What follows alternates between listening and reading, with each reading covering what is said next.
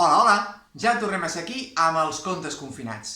Com sabeu, durant aquesta setmana de Sant Jordi, tots els contes tenen per protagonistes a dracs, dragones i, evidentment, a Sant Jordi. Doncs bé, el conte que us explicarem avui porta per títol Sant Jordi i la geganta. I comença així. Diu que fa 4 o 5 setmanes, just quan començava el confinament, Sant Jordi estava llegint el diari a casa seva, quan de sobte va veure una notícia d'aquelles que no s'esperava. Com? Que han desaparegut tots els dracs? I les dragones? Que fa una setmana i mitja que no se'ls veu el pèl? Que han marxat així com per art de màgia? Però vosaltres heu escoltat alguna cosa a la ràdio, heu vist les notícies a la tele o llegit els diaris? No? Tampoc sabeu res? Com pot ser que hagin desaparegut així de la nit al dia, sense dir res, sense avisar? Sant Jordi estava capficat quan va aparèixer la seva amiga, la sargantana, i li va pujar pel braç. Se li va acostar a l'orella i li va començar a parlar. Com? Que dius que ha estat la geganta? Com? Que els té reclosos al seu castell? Home, clar que hem d'anar a rescatar els dracs i les dragones al castell de la geganta, evidentment! I Sant Jordi va anar corrents a agafar el seu escut i la seva espasa. Bé, no em mireu així. Sant Jordi també estava confinat i tenia l'escut i l'espasa arreglant-se al taller i no el podia anar a buscar. En tot cas, va agafar el cavall i va anar fins al castell de la geganta, que, si els castells ja de normal són grossos i alts, imagineu el d'una geganta. És tan gran i tan alt que les torres, al final, no es veu. Ara bé, una cosa que mai canvia dels castells és que per entrar-hi hi ha una gran porta de fusta. I Sant Jordi es va apropar i la va intentar obrir. Però no hi havia manera, pesava massa. A veure, ajudeu a Sant Jordi a obrir la porta, sisplau? Sí, mira, agafeu la porta i a la de 3, 1, 2 i 3. Finalment es va obrir la porta i Sant Jordi es va endinsar al castell.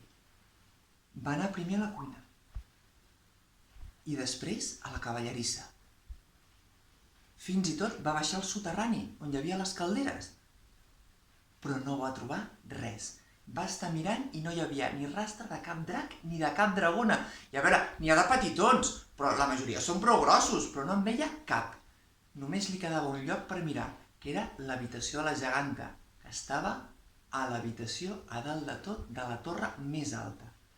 Així que Sant Jordi va agafar energia i va començar a pujar per l'escala de cargol. Una escala que li va portar 30 minuts a arribar fins al de tot,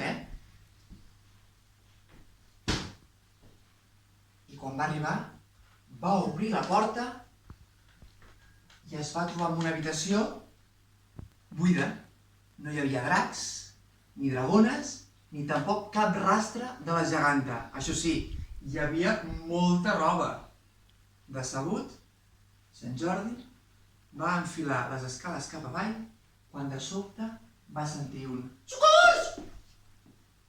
Heu escoltat el mateix que jo? Que estem aquí!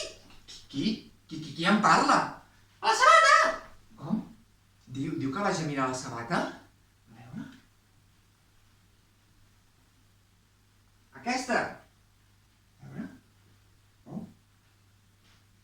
Us heu fixat que és de pell de drac? Ui, sí que fa una mica olor a drac, sí.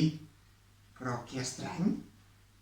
I Sant Jordi, just quan estava descordant la sabata, la sabata es va obrir i va aparèixer un gran drac alat així, flas. I es va fixar i va tornar a escoltar una veu de aquí, al bolso! I va mirar aquest bolso tan mono. I el va obrir i va saltar un drac d'aquells xics, que es diuen xics perquè són petits, però sobretot perquè sempre van a l'última moda. I va seguir mirant. I d'aquesta jaqueta va aparèixer una dragona d'aquelles blaves de còmodes tan xula. I fins i tot, mireu, de la corbata va sortir un d'aquells dracs que tenen tot de taques grogues i blaves i tiren foc pels queixals.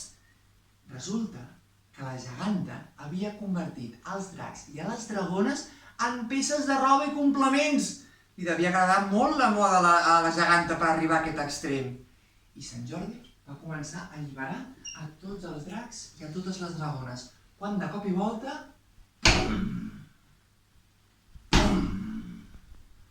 va començar a sentir un soroll que venia de baix de tot de la torre i tot feia pensar que era la geganta i que no estava de pas de bon humor.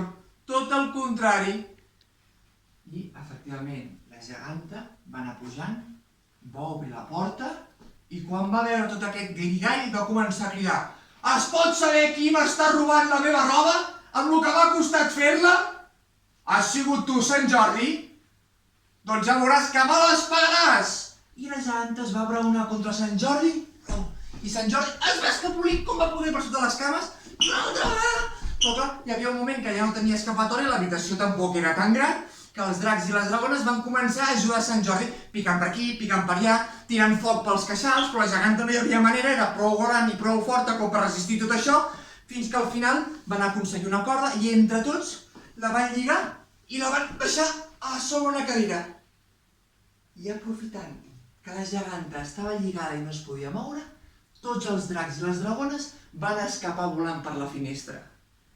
I Sant Jordi va sortir del castell, va pujar al seu cavall i va tornar cap a casa, content i orgullós d'haver pogut alliberar els dracs i a les dragones de les urpes de la geganta. I conte contat, conte acabat.